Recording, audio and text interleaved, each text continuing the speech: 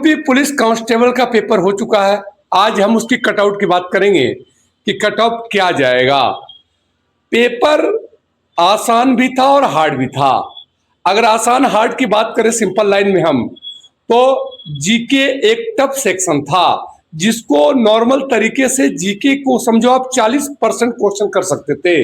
40% का मतलब समझ रहे हो 15-16 क्वेश्चन जो जीके का था वो तो ठीक था, लेकिन उसके ऊपर एक अच्छा क्वेश्चन जीके का था, इसलिए जीके के आसान तो आप कह नहीं सकते हो। और जो कह रहे हैं वो सिर्फ गलत बातें कर रहे हैं कि हमारा इतना सही हुआ इतना सही हुआ।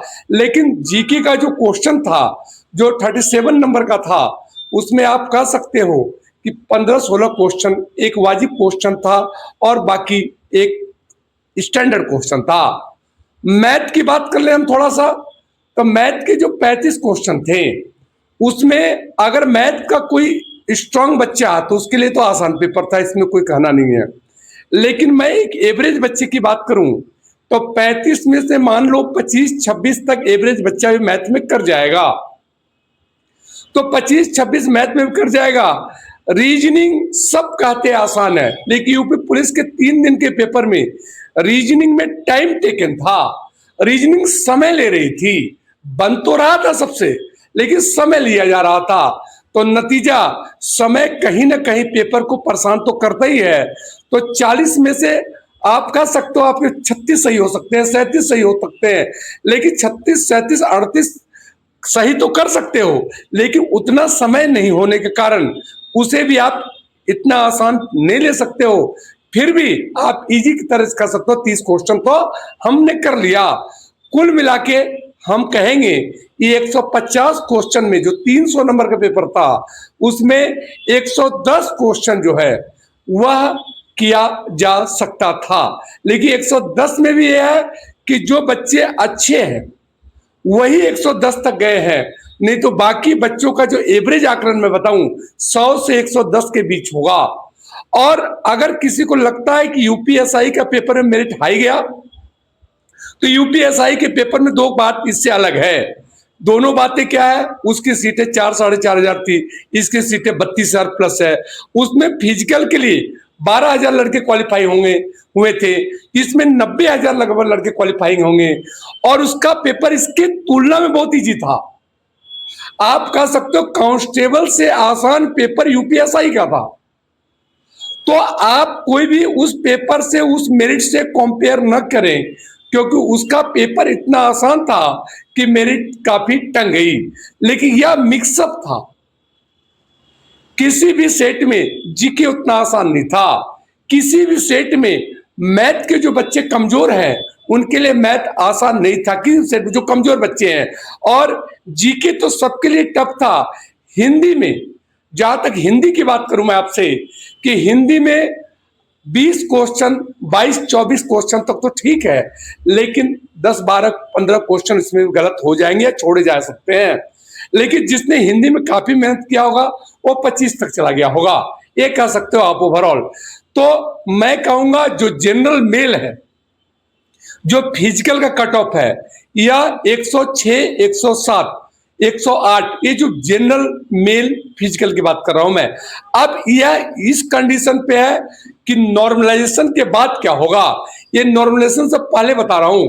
देखो नॉर्मलाइजेशन का कोई नियम नहीं है, और नियम है भी तो किसी को जानकारी नहीं है कि नंबर बढ़ते कैसे हैं।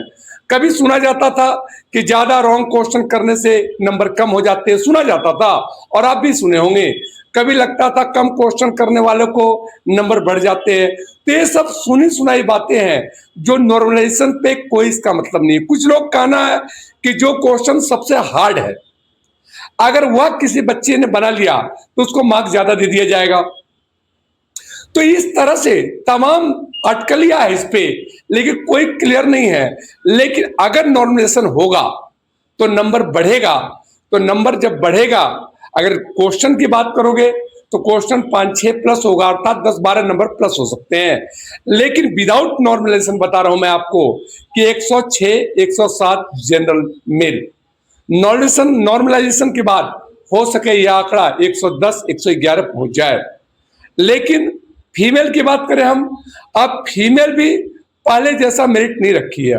खूब मेहनत कर रही है, खूब पढ़ाई कर रही है, तो इसका मतलब है इनका मेरिट थोड़ी अप होगी। और पिछले बार की तुलना में पिछले बार 60,000 सीटें थी, इस बार 32,000 सीटें हैं।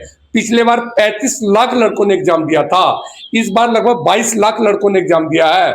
तो ओवरऑल कोई भी कंडीशन इस एग्जाम को टच नहीं करती है कि आप पिछले बार से टैली करो, 2023 वाले यूपी कांस्टेबल से, या यूपीएसआई से टैली करो। इसका एक अलग हिसाब है, और हिसाब के अनुसार मैंने बता दिया कि फिर से एक बार अंतिम में बताऊंगा मैं आपको कि मैथ में जो नॉर्मल बच्चे हैं वह मान के चलो 22-23 नंबर ही करेंगे मैथ में।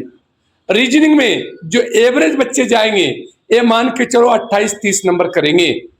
हिंदी में नॉर्मल बच्चे हैं, एवरेज बच्चे, क्योंकि कुछ बच्चे इंग्लिश मीडियम के भी होते हैं, उनके लिए हिंदी काफी टफ होता है। तो इंग्लिश मीडियम के बच्चे जो है उनके लिए हिंदी टफ होता है, तो उन्हें बहुत दिक्कत होती है हिंदी में। तो उस हिसाब से भी आप कह सकते हो कि हिंदी में जो है वह करीब 25 नंबर के आसपास जो सही जाएगा। इस तरह से चारों हिसाब किताब देखा जाए, जीके तो समझ लो 50% ज्यादा कोई बढ़ता ही नहीं है। तो जनरल, फिर अंतिम में जनरल मेल का मैंने डिक्लेयर कर दिया 106-7, जनरल फीमेल हमने सीधा बोला 101, 102। ओबीसी ईडब्ल्यूएस लगभग सेम है, तो कह सकते हो 100 के आसपास ही यह फिजिकल के लिए जाएगा। एससी की बात करें तो 96, 97, एसटी की बात करें तो 90 के आसपास यह मेरिट जाएगी। एसटी 90 के आसपास यह मेरिट जाएगी, 90 से कम मान को 88 भी जा सकती है। इस तरह से आपका यह कटआउट जाने की पूर्ण, याद रखना नॉर्मलाइजेशन में 1-2 क्वेश्चन बढ़ सकते हैं, अर्थात 5-7 नंबर बढ़ सकता है। धन्यवाद।